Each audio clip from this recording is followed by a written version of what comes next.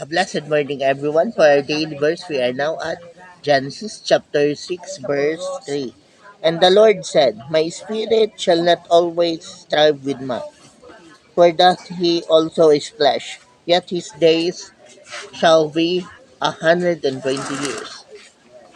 And this happened due to maybe extreme wickedness of man during this time that God decided to shorten their lives no longer 900 plus years, but rather it will be 120 years.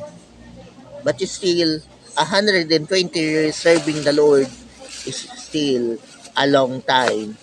We can still enjoy a long life with with serving the Lord.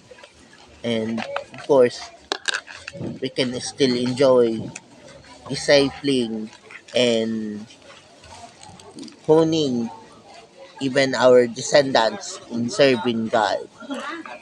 So God's original design for us is to reach 120 years. So enjoy a long life serving God until our last breath.